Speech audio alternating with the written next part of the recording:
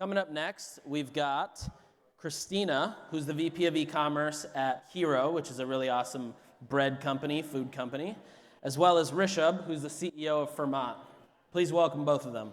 So to start us off, first of all, we're going to be talking about paid social, media buying, creative, landing pages. That's the context here. So if you want to leave, leave now. Otherwise, this is what we're talking about.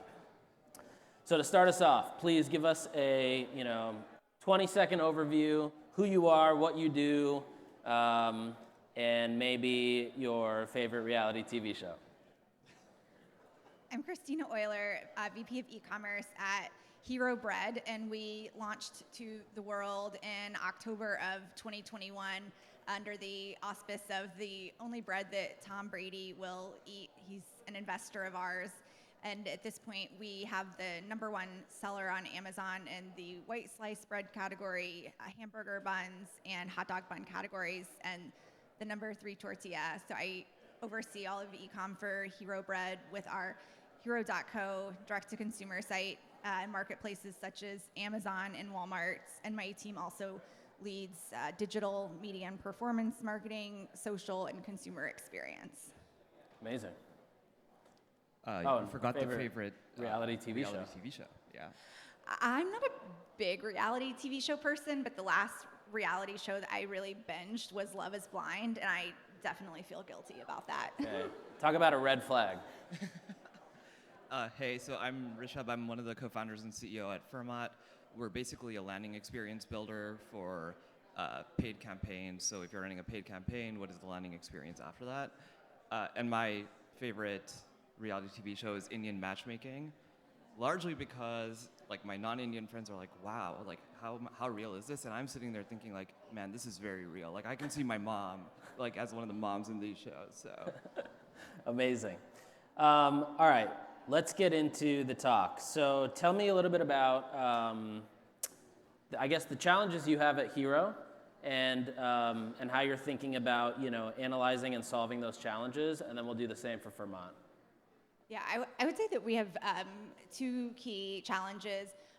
One really being attribution and how do we reconcile the first and the last click and where we get some duplication there and how can we properly attribute to channels.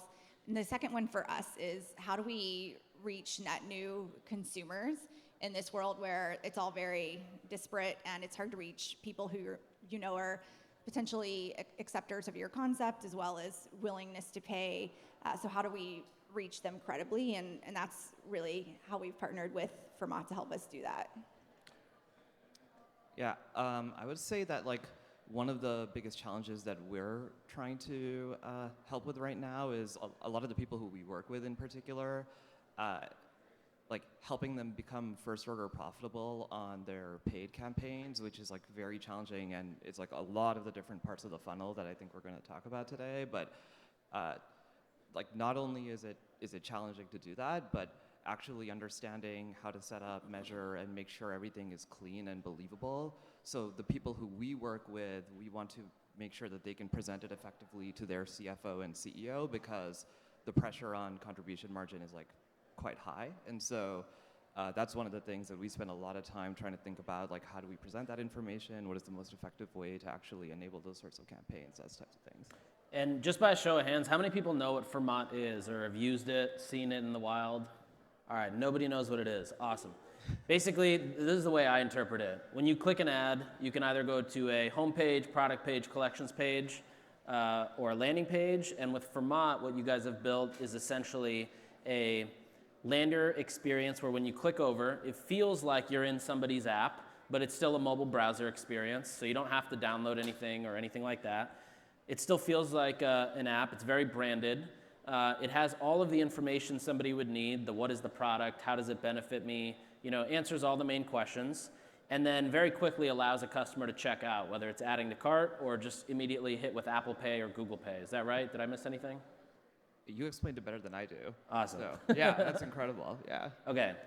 And I'm curious for you, like, where were you driving traffic before Fermat, and also what percentage of your traffic today is driven to Fermat pages? So we were driving to our brand.com, and the challenge that we had, especially in A/B testing destinations as a function of what is the ad copy that was clicked on, is when you try to crank out and generate all of these custom destinations, especially as your media mix includes search, is Google hates these net new pages that have no history against them. So we were having trouble keeping those live, keeping the ads live, and we had to get really narrow with, we have 4 concepts of landers that we can A/B outside of that, which could be something like, this is a sale weekend, like a Labor Day sale, or this is a gifting guide for Father's Day, or this is for something really cheesy, no pun intended, like grilled cheese day. So we were a little limited, and to get ready for the next occasion that you want to tie to your ad copy and your ad concept, is you kind of have to clear out the first one. So it handcuffs a little bit. And with Fermat, it's really easy to switch things out and generate a pretty much limitless number of landing pages curated with the products that are most relevant to the ad that this person saw, or a message and header video or graphic most closely related to the experience that the creator was outlining in the content that that user clicked on. And when you drive to these pages, is it that you are looking for people to check out directly on your .com, or do you give the option for people through Fermat to go to other retailers as well? When we send it to Fermat, it's curated with hero products in a frictionless environment, so it's very easy for them to check out, and they don't need to go to our site.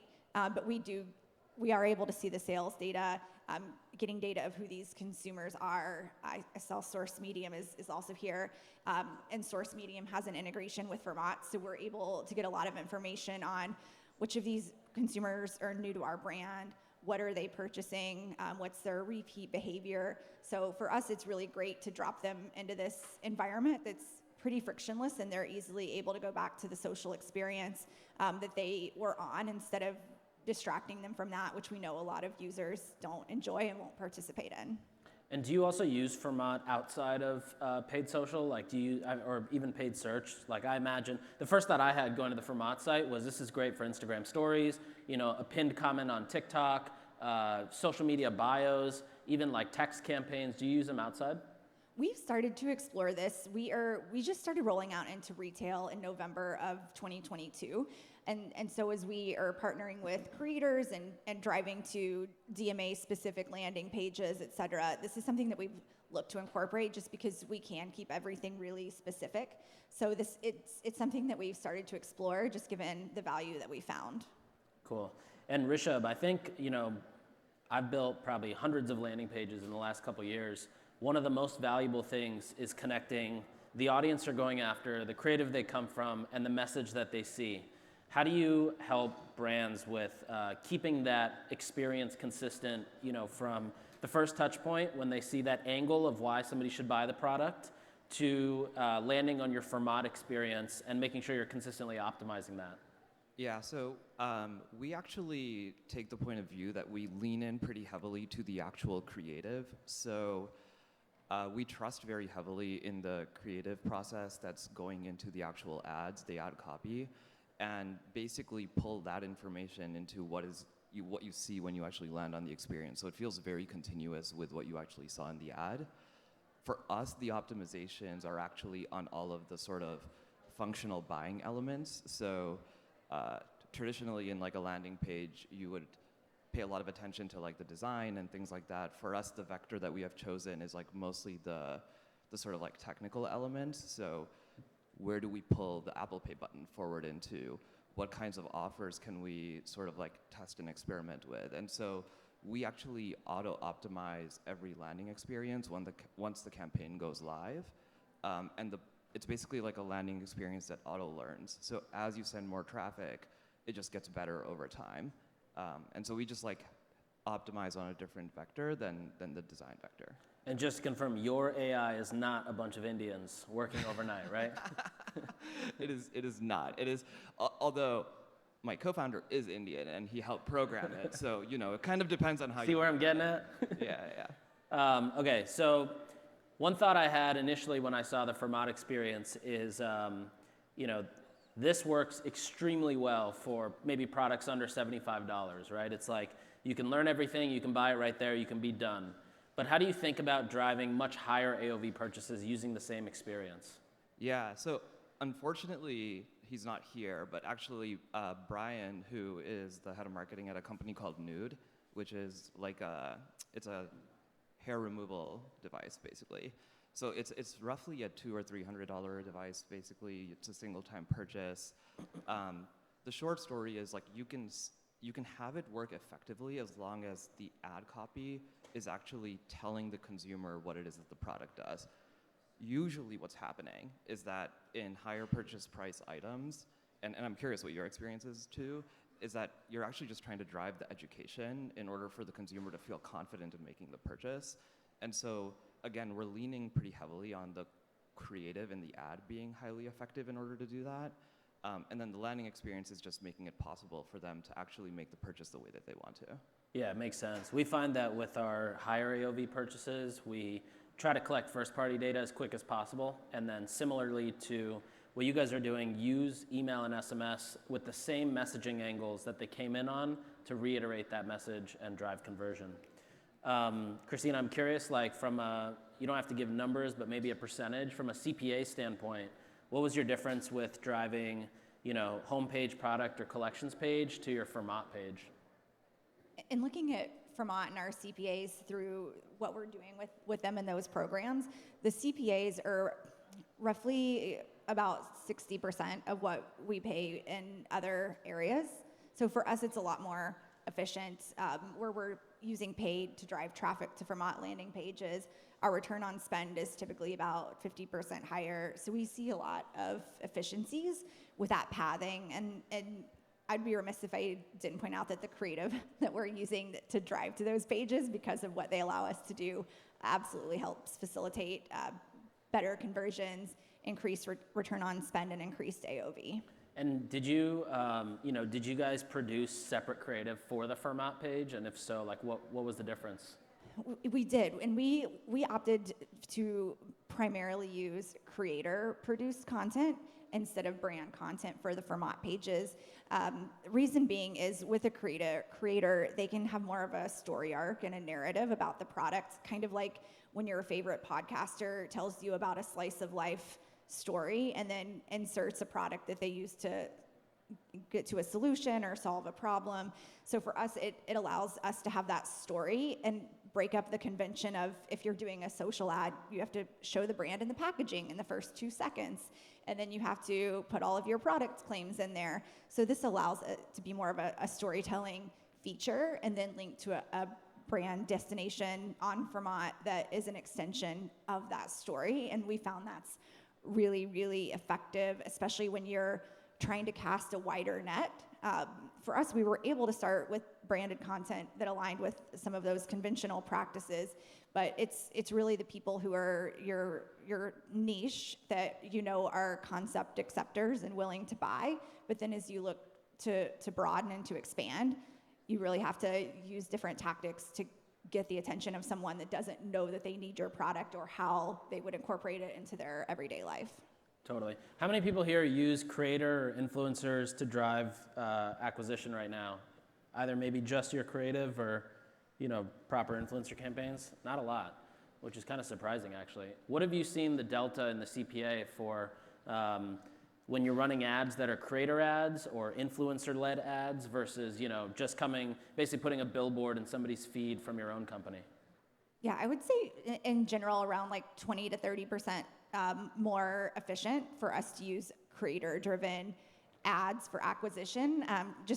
It grabs the consumers a lot more. We're able to borrow credibility from the creator. We will always ask for allow listing so that it shows up from their voice instead of from a brand that most people have never heard of, since we've been in the wild for less than 2 years.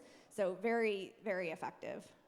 And go ahead. One thing I was going to add that I think Christina and her team have done very, very effectively is they basically run this very fast testing process. So they're getting roughly 5 pieces of creator content every week, and then testing which one of those is effective, and then running like running them, seeing which one is effective, killing the losers, investing in the winners, and then just keep cycling those. So it's doing not only winner seeking, but it's also doing like refreshing on the creative at a pretty fast velocity, and that has helped a lot, obviously. So, and that's been super impressive to watch. And with all the traffic that comes to the Fermat pages, what are, I'm trying to think, like, what are the things that I guess you provide from an analytics standpoint that help the brands optimize that?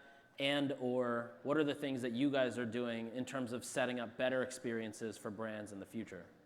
So one of the things that we learned with Christina actually was trying to guide towards purchase of specific products. So in their case, it happened to be bundles. And so one of the optimizations, like we were talking about earlier, on trying to make sure that you're sort of like first order profitable or driving increased contribution margin is like, what is that item that somebody is buying?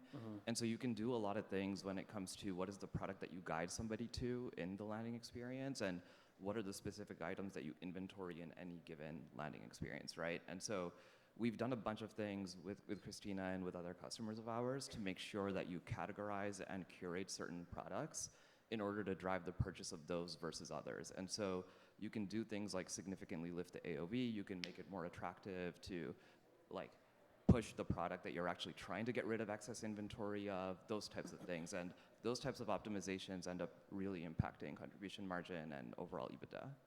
And Christina, when you're testing these 5 pieces of content per week, how do you determine if something is a success or a flop? Is it by traffic, CPA? Is there a certain level of spend you try to spend behind each one? We'll look at conversions, revenue driven. We'll look at CPA and return on ad spend as well for the promoted content. And we'll also look at that as a function of what is the audience targeting against this, because there are some creatives that you might look at and say that's a dud, but there might be one specific audience where it's just crushing, and we'll keep it live only to that audience. So it helps, and we can typically identify a theme within the creatives that we can apply to any brand produced content that we think will make that more powerful. So it's a really great feedback loop for us to get some insights and takeaways that we can apply to that brand content. And when you talk about advertising to different audiences, are you able to do this with one Fermat link that dynamically pulls from the ad based on parameters in the URL, or how does that work? Sometimes I'll look at the specific store links. In general, I'll look at overall performance.